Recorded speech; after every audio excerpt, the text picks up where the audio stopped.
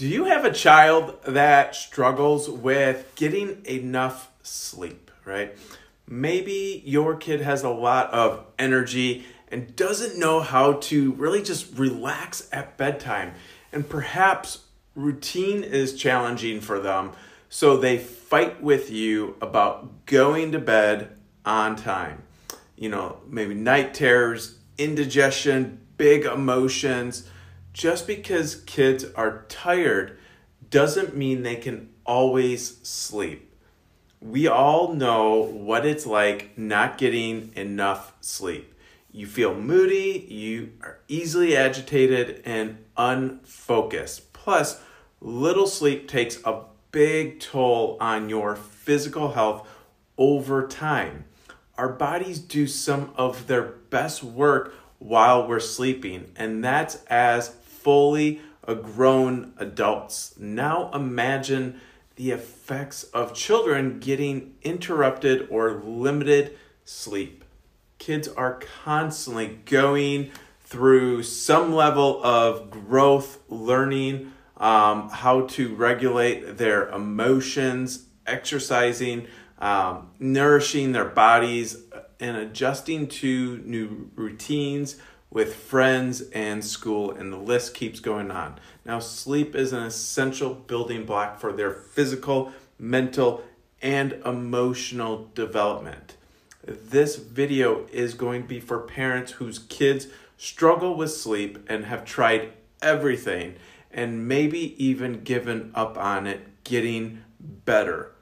Also, it's very common for parents of kids who struggle with bigger challenges to skip over the basics and just try to find solutions to speech, sensory, motor, behavioral, cognitive challenges.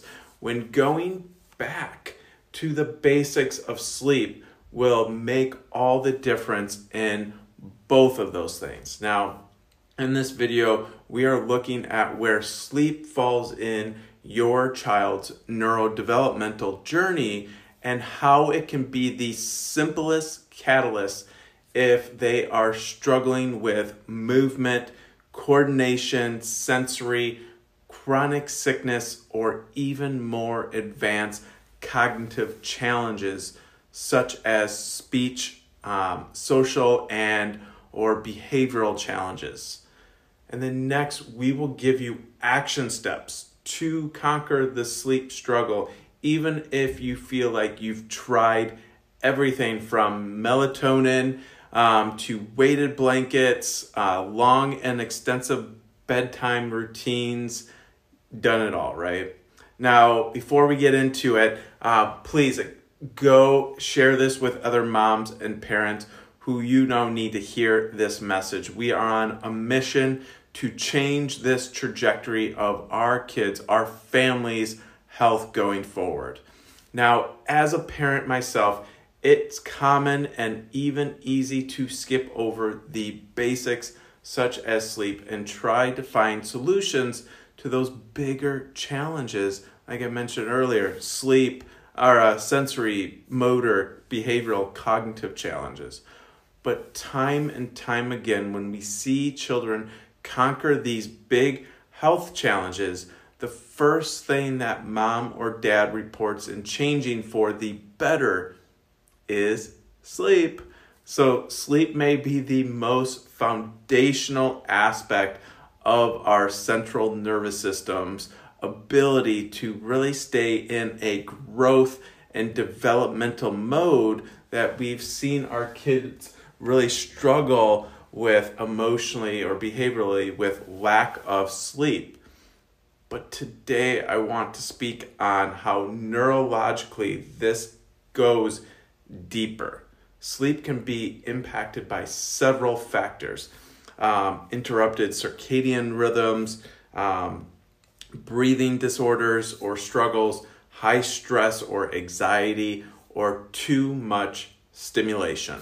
Now, while the cause is of utmost importance, the impact that happens internally from these is what is often forgotten. Now, with stress, busy schedules, immune challenges, and stimulation just not going away in our families' lives anytime soon, the answer lies in how we help the nervous system, the brain, and the body get into sleep mode and be able to turn off even when everything external is telling it not to.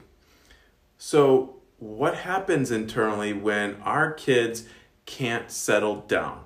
Simply put, their brain and their autonomic nervous system get stuck in a mode that we call the sympathetic dominance, where the brain goes into this protection mode, aka like this fight and flight, and just can't turn off.